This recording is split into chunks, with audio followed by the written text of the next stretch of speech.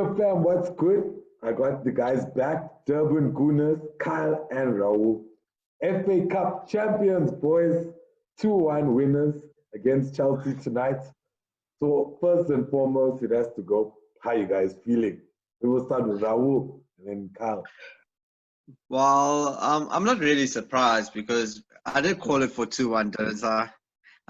Kyle and I call it for 2-1, so it didn't come as a big surprise. 3-1, but it's fine. I'm joking. No, but I was impressed. Everyone on that team did a good performance. There's no one that was shocking. There was no teammates over there that you can say didn't play their parts. Even when we made those substitutes, the whole intention was to win the game. And if you look at Chelsea's body language, especially after losing a game like that, they were under. You can just see. You're like, guys, there was no ways they're going to win that game. It's like everything played in our favor. 100%. And yeah, so I'm not a big. From me, how I feel about it, right? I think what kind of showed there when it came to like a lot of the pressure, I feel like our experienced guys kind of stood up, whereas they got a lot of young players, and no one really like took the game and tried to win it for us. We got Orba's won leagues. I mean, look at the guy. Look at the I mean, if you look at his second goal, it just shows you just such calmness. Even that penalty, there's a lot going on in that box at that time. Still dummy the defender, still lob the keeper. And I mean, like in the high pressure, that's a big game, a cup game, final game. You're playing against a big team. I mean, the team finished fourth. We were miles away from them in the league. And I mean, like, look what he does today. And they've been having keeper issues. Caballero's their better keeper at this moment in time, and he does that. It's just, I mean, even the penalty. I mean, he's a big player. He took the ball. He took responsibility. And that's what I love to see from a captain. But I feel like experience kind of overshadowed them a bit. I feel like when the chips were down for them, there's no one that really from their team said, "Oh, I need to like take this game and let's let our experience shine." We had Louise, a lot of like players who try to keep it calm, like Granite, like players that have like won the cup before. That's what I just felt going on in the middle there as well. Yeah, no, 100%. Sorry, Raul, we cut you off there. You wanted to add to something you were saying. And do you remember? Guys, we can carry on to the next question. No, sorry, it's fine. So, but let's break down the game because you guys kind of called the lineup. I feel it was just the backs. Like I didn't think Maitland-Niles would play on the left, which was amazing. I can't like Maitland-Niles was my man of the match, but obviously Aubameyang will take it. But yeah, from the lineup, let's go for lineup first off. Obviously, first off was, well, I'll let you guys talk about it. You can break it down, but major talking points was, the first 15 minutes and then obviously the penalty. Maybe after the drinks break, I think when Arteta spoke to the guys, he kind of got them back into the game. But yeah, we'll start with Kyle this one. Yeah, how did you feel about the second half? What did you take from it? So for me, when I watched the game, I feel like our first half, so we set out to start off with 3 at the back.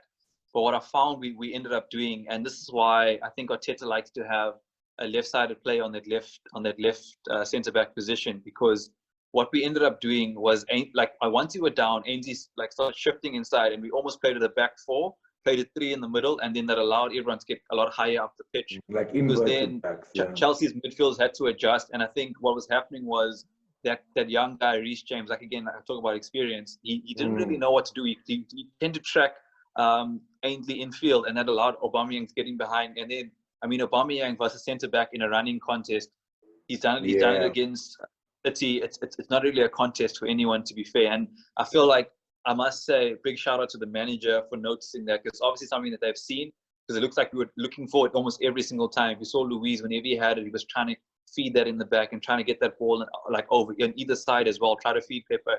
Sometimes it didn't always go his way, but I mean, I think it's something that's definitely been targeted by the coaches. So I've got to say, like, a big up to Arteta. Our lineup as well. I mean, we were talking about maybe Willian and Pulisic to try play Ainsley there to kind of stop it. But I feel like we like, I think Willian had injuries, so he wasn't there. But Pulisic, that first chance, you can just see why he's so dangerous. We just kind of switched off. No one tracked him. We kind of It looked like Ceballos kind of handed it over to like the centre backs to deal with. And again, we spoke about Giroud bringing players into the game. Yeah. And that was literally what we spoke about. And it's crazy that it happened. But the way, like what I can say about the team, and I've seen this many times from us, we'd be behind. We just seem to like go into a different gear. Like it wakes like the tiger up in us. Like the way the boys, like after that day, I honestly didn't see Chelsea coming back. In the second half, they had a period as well. But I just think after we scored, it felt like if we carried on playing, we were going to score another goal for the end of the half guarantee. Yeah, it's like the half shouldn't have ended because it was just intense. Like the last 10 minutes was, it was. I haven't seen them play like that, to be fair. Like wave after wave like that. No, Sorry, Raul, and your take on the first half. Well, I think the first half it was a great team performance. When you look at Pepe, I'm the first to criticize Pepe for his work when it comes to actually going back and defending. And I can tell you now, all the opportunities he had to go back, the man went back. He had a great game. It was very, very skillful. But you can see the way Arteta sets up the team, that there was more insight. He had more depth. There was more of a plan. And I feel that as a plan was probably drilled into them from the day they found out, the day they beat City. They knew when the day Chelsea beat United, they already knew this is how we're going to beat Chelsea. And to be honest, I feel that even with the first goal going towards Chelsea, I didn't stress as much because I knew we had a goal in us, and if we had to just get that first goal, we would have won the game. And that's how I expected. That's what I predicted. And I mean, I was very unfortunate that Pepe didn't get that goal, but it was a great finish. And more importantly, did you see how many cookies Pepe actually left out on the field over there, guys? It was insane. But we're looking for the milk. Cookies and milk. But guys, straight out. I mean, you need to ask yourself. I feel if we give Arteta the time and the talent that he needs to put the team forward, I have 100% confidence. I mean, I think it was a stroke of genius to get Ainsley on the left. No one expected it. And did you see at one stage, it was Ainsley also running behind Alonso. Not Alonso, Aspilicueta at one stage. And that there changed the whole shift of the Chelsea team, because now they had to actually defend further back. Or if they were going a bit too far and where they were actually condensing the midfield, we're always going to have a good ball over the defense. And that was awesome, because you look at it, the balls were either coming from Sebs. Sebs is playing a lot over the head balls. Luis is playing over the head balls. So you found out that the Chelsea team couldn't actually press us as much, because I feel if they had to have a stronger pressing game, it would have been it would have been a different outcome, maybe even. But Chelsea they didn't have the opportunity to press because Arteta already had his tactics on point. Yeah, the first 10 minutes I felt they pressed us well, but then they readjusted to it. I think after that water break, I don't know what he told them, but they really came out like guns blazing, and I think that was when the penalty came. Then we were square at the break. It was quite an eventful half. It was like end-to-end kind of stuff. But then going into the second half, I felt we dominated. Like there was a point where we just were outside the box for like a good 5 minutes, trying to work our way through. But it wasn't that frustrating kind of working the way we don't know where we're going. We know that there's something here, and it was really promising to see. And I think the best part about it was knowing that we didn't put our head down. Like, in the Europa League final, like once we went a goal down, we went 2, then 3. And, Chelsea has that in them. They did it to United. Stupid mistake. You put your head down, because I was scared after the penalty, they might just come. We're also famous for that. Once we score, we can also concede. And then we held it towards the end of the first half, which, as we said, we wanted a few more minutes because of how good it was. Yeah. Keishan, the team under Arteta is a different team, because when they used to play from the back under Emery, there was no confidence. They didn't know how to play out from the back. They didn't know how to create space from the back. And now when they're playing under Arteta, I think the penalty, before the penalty, we actually played the ball from the back. We counted from the back. And when you look at it, RG, you can see teams that actually, the best teams that can play from the back are confident teams. Yeah. And, you know, it's such a funny thing because now you can see Arteta has really put in a lot of work behind the team, because there's passes when you like, how did this guy even pass the ball knowing that his teammate was going to run on it? And there was like some passes that you would think of 50-50, but they had been trained to know that if I'm in this position and if I had to play this ball, it's either the left back or the midfielder or even Lacazette dropping back to help me. I mean, that has given a lot more confidence in the team. I mean, if you look at it, Lacazette has probably dropped in even deeper for the last, just before that penalty, he drops in a good 10 meters closer towards the defender than actually where Aubameyang was going, because he started playing in the midfield at one stage just to receive the ball and so on. So I think Arteta probably had his tactics on point. Obviously, he won the game, but there is so much more that you have to look into the game to actually realize the way this team has changed. Because as an Arsenal supporter, let's be honest, no one has. We're not like United, where we brought in someone from January and that has changed our season, has given us momentum. These are the same guys that were giving us problems with our defense, with creativity. And there was even one stage, if it wasn't for Aubameyang scoring, we would have dropped a lot of points. So this team is going in the correct direction. And more importantly, I feel just winning some kind of silverware might actually trigger something to go forward into the next season. Yeah, no, definitely. That's such valid points. It's a complete chalk and cheese kind of mentality that we've seen, and you know what? It's promising because it's nice to see this. Because after all, we only wanted to see progression and an identity, you know. And I think and Carl hit the head when he said it in the preview. He was like, as long as you fight and you play for the team, you know, you show you want to play. You know, if we lose 2-1 today, but we fought like we had like 15 shots at goal, but Chelsea were just parking the bus, you know, kind of thing. Like the Tottenham game, for example. We all were disappointed, but we saw the fight and we knew we should have won that game. It was disappointing and annoying, but at the end of it, you're not as angry as the team that just lackluster, like the City game kind of thing, you know, where even the Brighton game where we kind of drop our heads, concede goals at the last minute. So yeah, I think he's really done something, and especially in the second half, you could see. I think it emulates that. And like also to touch, this was a perfect cup final because you had like those crazy goals, a penalty. First 5 minutes, you get a goal, then you get a penalty, then we get a red card, you know, then you get an Aubameyang goal, and you get like a little bit of drama on the touchline. So it was a really different final, well, one that I haven't seen in a while. And also the excitement of the end-to-end play, because there were times where it was like end-to-end.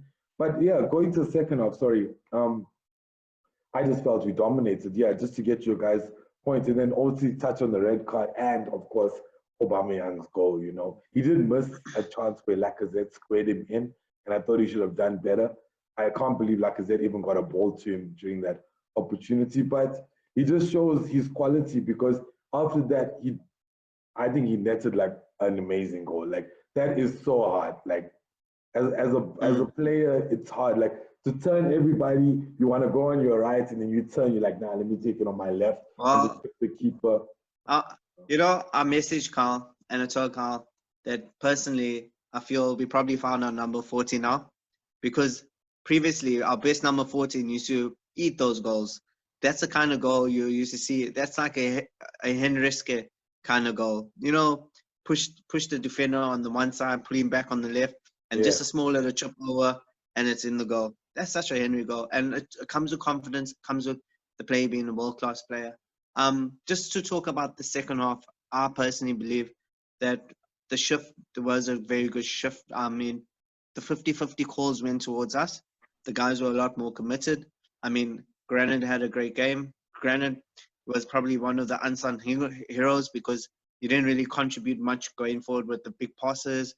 But when it came to the nitty-gritty, and I think personally that's actually one of the strongest points in Granit's game. I mean, we like that ball, we like the passes Granit gives. We like those long balls, those accurate balls. You know, those are all nice, fancy. That's fancy football. But the nitty-gritty part, the part actually that wins the games, Granit outdone himself. I mean, there was I think towards the second goal, I think Granite helped towards. Sorry. I think Bellerin got into the, like I say, with the 50-50 goals. That goal came from Bellerin as well, because Bellerin tried to get into the ball, into the small box to actually do the pass and so on. He committed to for the ball, and that's something that we knew at one stage we didn't get to see from Emery's previous team. But I mean, when it comes to winning teams, the winning teams are the teams that actually do the 50-50s. They get the 50-50s. I do question, and we were very fortunate some of the calls actually went in our favor, especially when you start looking at the highlights and you're like, okay, fair enough. Chelsea weren't one favorite in those kind of calls. But the nice thing is, Arsenal actually kept their head, especially when it came to those conflicts and so on. You could see Chelsea was losing it. And when the thing is, when it comes to soccer is a game of humans. So there's always going to be some kind of emotion behind it. If you constantly chirping the ref, those 50-50 calls are normal 50-50. They're 60-40. And if you look at it, I mean, Granit was actually in 2 of those 50-50 calls. And the way Granit just picked himself and got away from it, you found out that the yellow cards actually went the other way. I mean, fair enough, once I saw the red card come, I was like, okay, fair enough. We more or less won this game. Even if they have to score the second goal, we will take it to the extra time. But we're winning this game, definitely. We got the better legs. And that's the main thing. I think Arteta has put in a good mindset in the team now. The team wants to win, but more important, there's a good cool. The cool's coming from the leaders. It's coming from David Luiz. Fair enough, we have given David Luiz so much flack over the past few months and so on.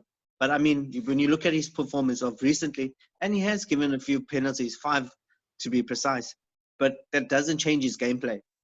He still goes in and gives you the same kind of play day in, day out as well. I mean, that's why he's more valuable in the dressing room, as of also just being on the team sheets as well. And you can see it in the Lacazette and Aubameyang and even Granit. I mean, Granit lost the captaincy. Some players will actually be bitter. Some players will probably want to leave the club. But Granit's there. Granit's busy doing those 50-50s because he knows what the club means to him.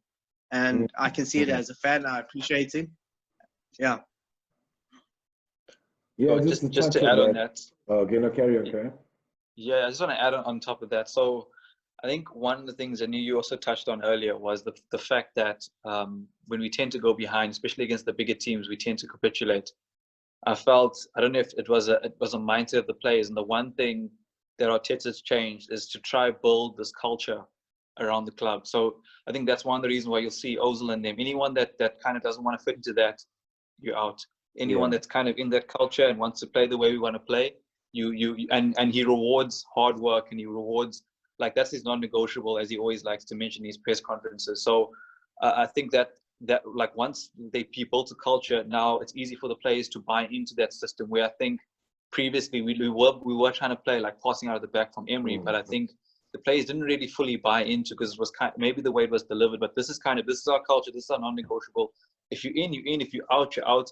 And he kind of built it, like how he built it and how he pushed it to the players was, tell me why you can't do this. And if there's no reason why, you in, and let's go with it. So I like the way it's kind of come across, and you can see it now in the big games. I mean, even if you go behind, you'll lose maybe by 1 goal. We don't see us losing by 3, 4 when you go behind. We always still have fight, even though we go down. We've seen it now in the City game, seen it against Liverpool. We've seen it now in this game as well. We've gone down 3 times against big teams, and we've come back from it. I look at previous times. We look at when we played City under Emery, we know what happened. We look at when we played Liverpool also early in the season, we know what happened. So it's been a common like theme throughout our team, and I think it's good that we're changing like our minds as well, making the boys hungry. So that's one thing I must say. I can clearly see it's visible. To point out, I know Rahul touched on it as well.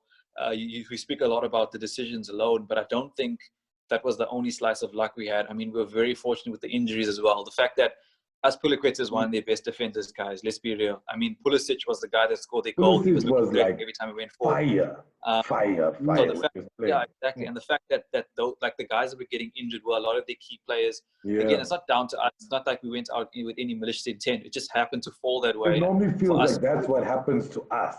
You know, we get a red card, we get a penalty, few injuries, you know, like the City game, for example. That's like pretty much the whole story of that game. 2 injuries, red card, penalty, you know, and but I think Raul did touch on it, the composure from the gents, like whatever's going around you, it's fine. We in control of this game. We control our own, like, and I think one of the big things that I can take out, sorry, you can just continue, but maybe you can add to it, is the reps.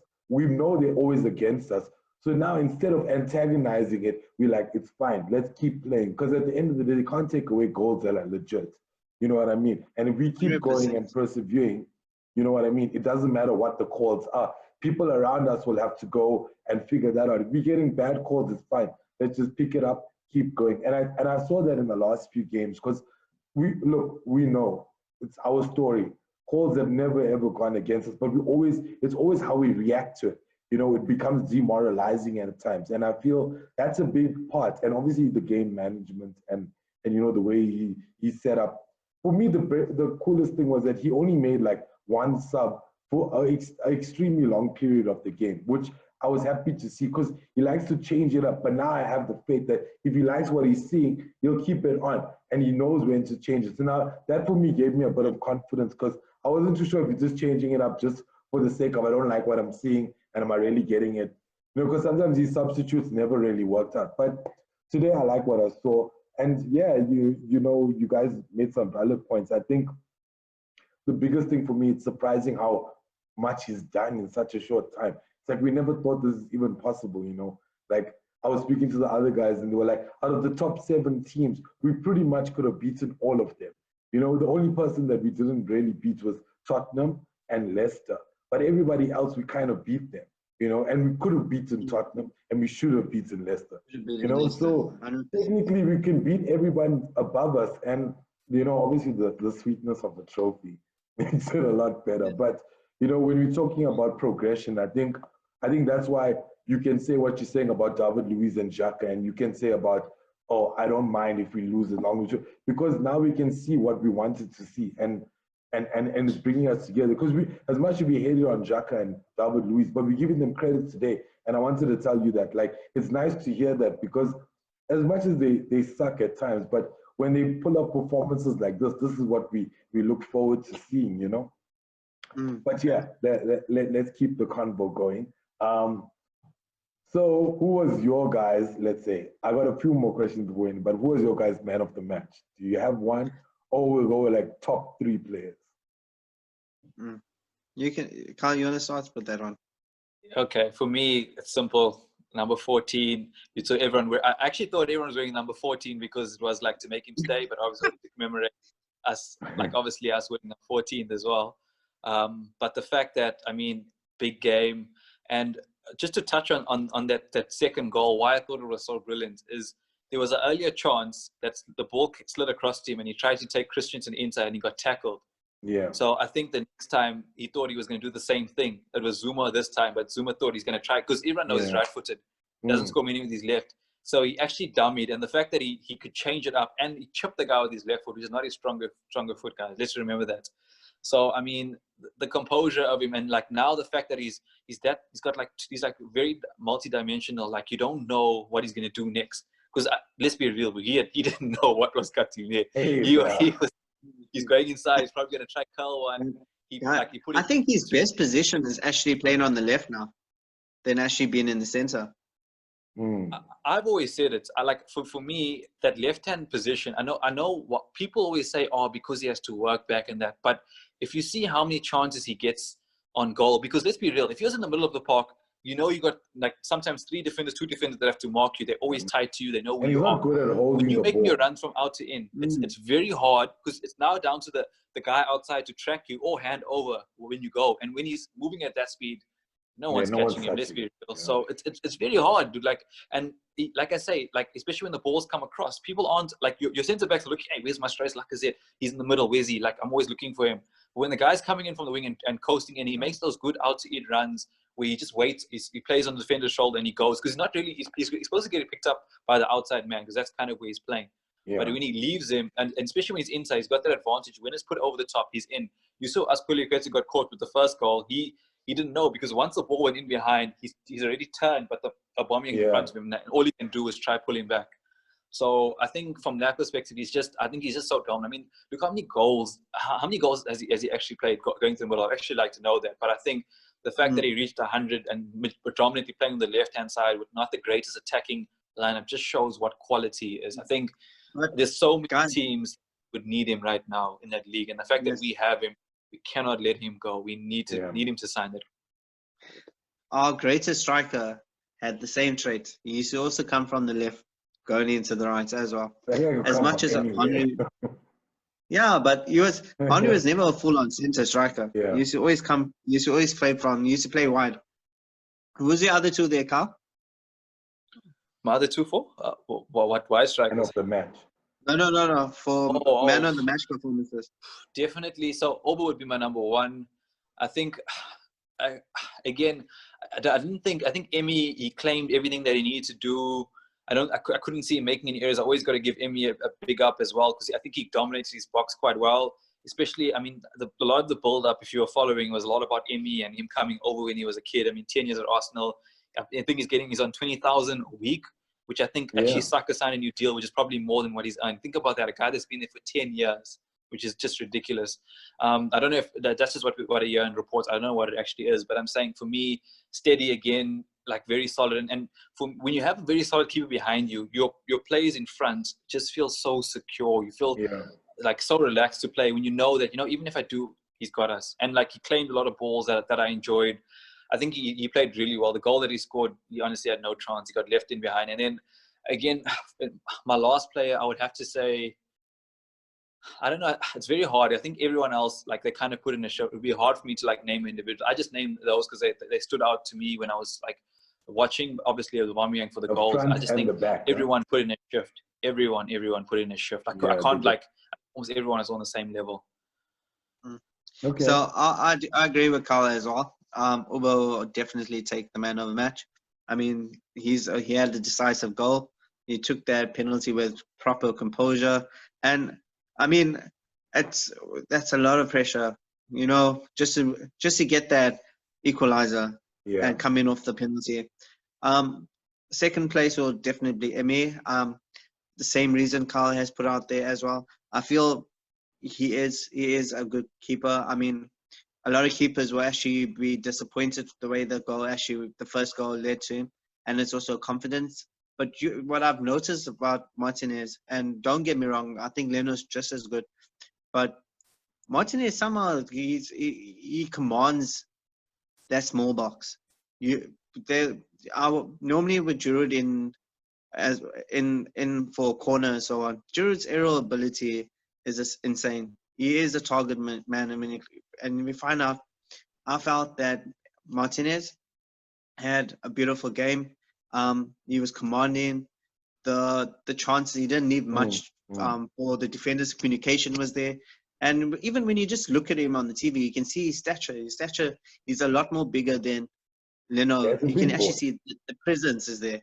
And I feel definitely he deserves that medal. He deserves actually to be challenging again for the number one position. It's actually a good thing that Arteta is making that decision and not me when I had to choose between Leno and Martinez, because definitely both of them do deserve to be number one. We should have decisions like this. It makes it better, These are 100%. privileged decisions where we spoiled for choice, It's a crazy one though. Just to say, because think about this. Leno, I think when the polls went up now for player of the season, Leno was still nominated. If Leno played till the end of the season, he would have won player of the season hands down. Even though Aubameyang's been scoring goals like this, Leno would have probably ended up winning. He was really amazing. Yeah. So no, Leno has saved us. There's been proper one-on-one saves. he's probably one of the best short stopper out there. So I mean, and I think the biggest problem with Arsenal is when the set pieces, and Emery actually gives you more confidence behind the set pieces. So it's like it's a give and take. There's And pros and cons with it sticks. for I third don't know position. how. Eh? The ball sticks to his hand. I don't know how. Most keepers parry stuff away. I don't Sticky know. tape. Commands it. Yeah. Sticky tape, bro. He commands it. And I think for the third player, I just want to be a bit different. I'll actually give it to the partnership between Granit and Sebs, because I felt that was probably the most crucial. It's nice to see that and the former managers used to make Granit be the guy who's just in front of the defenders. And that's where you used to find those funny tackles, or the 50-50s used to go on the wrong side of Granit and so on. Now you find out Sebs is actually pulling in just between Granit and the defenders. I think the composure of Sebs is actually a lot better than Granit. Granit was still somehow pass the ball to no man's land. I felt that Sebs puts in the challenges, and it's just that the way that partnership has worked out. It's not a partnership in the beginning of the season I would have actually expected, because I would have expected Sebs to be more of that central attacking midfielder, but he's actually playing more of a box-to-box position, and it's actually doing him well. I have read up that some articles are saying that he's actually going to be linked with us next season for a loan. I think Real Madrid must do it, because when you look at it, both parties, Sebs is getting their first team exposure. He's getting that he's playing in Europa.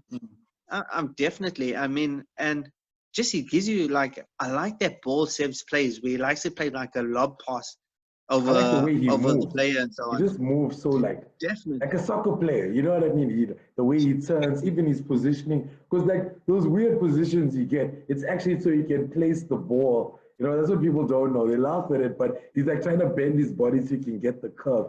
And you know what? That's skillful, man.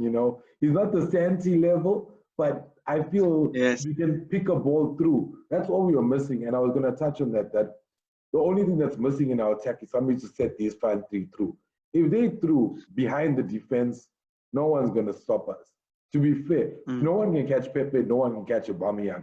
Lacazette, even if he's just outside the box and he's through, it's a goal, because he just has a shot that's phenomenal. And I think I was hoping Ceballos becomes that role, but we still have to wait for that creativity. But for now, it's like it's not the best football, and Aubameyang is doing well with what we're working with. But as soon as Arteta is able to versatilize or be more versatile with his formation changes by getting the personnel in, I think we'll see a lot more combinations and seeing a lot more goals. And I think he can promise that to Aubameyang. And like for me, it's just a matter of time. We just need to get that in. And and as you guys said, those players were definitely the best, but it was actually all the players. I think the man of the match 100%. Goes to the ref, though. You know what I mean? It's the first time we've had a good ref in a while. For once, bro, for once. And his calls were legit. Nothing was like, people can be like, oh, you were lucky. That was a penalty. It was a second. Yeah, 100%. You know what I mean? All the yellows were yellows. I mean, he didn't even entertain that whole incident where Emery actually went out to the box. But he saw he had a bit of a small shuffle to catch the ball in the big box. He didn't even entertain that. He's like, carry on. Even he had the Bellerin one.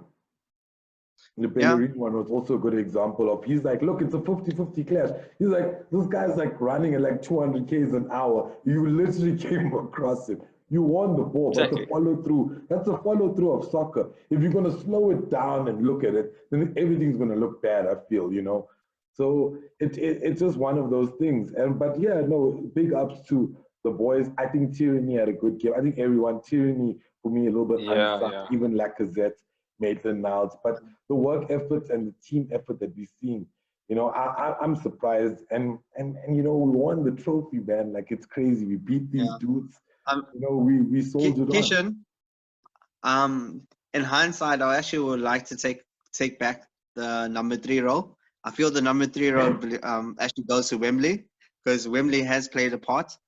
Arsenal and Wembley are intertwined. It is our second home. I think maybe that's why the players are comfortable behind it. I'm waiting to get the picture of the arch being red. I'm waiting to get that picture. 100%. And then The one thing you must last also question remember, before we end. Okay, sorry, no, sorry. Carl. just to add, sorry, Kish, one thing I just wanted to add as well. I know you guys spoke about Ceballos and how he's playing right now. I think one thing you must remember, he's a player that's on loan. The O doesn't owe us anything. He's playing for himself to get himself into a national team, which his competition now got postponed till next year. And I mean, if you look at that guy's fight, when we're celebrating, I laugh because he's there on the ground, he's getting pumped. Even if he's on the bench, he's jumping up. And he's so I think like the funny thing is, like, you know, that passion that he has, that's a passion for someone this is like, it's his club now, but he doesn't owe it to us. He's here on loan, going back. If you see the fight that he has, I look at like players that are on the bench sometimes, and I don't see that. I can see already why he's a fan favorite. That's why I enjoy Spanish players. You know, they love playing 100%. football. And you can just see what it means to him. I mean, this is his first season in the Premier League. What it means, every win, every goal, he's there celebrating with the boys. It doesn't matter, he's there. And I think that's why, like, he's definitely a favorite with Arteta. He's always there. He's always good to go. He's always ready. And 100%, I think one thing he touched on as well. So you might say we're playing boring football, but Arteta in his conferences have said, you know what, we can't afford to play pretty football if we're not getting results. Like today, let's just say we go out and play pretty football, but we lose 3-0 or whatever. But it looks good. We're trying to play attacking football. Yeah. He said, look, I'm setting out this team to win football games. That's what he had to do. That's what you have to do. You know, we know he doesn't have his personnel. So I think, like, the Ceballos role, you might find him playing in a more attacking role next season if we can find another midfield to play. Because it's definitely 4-3-3 that he wants to go with.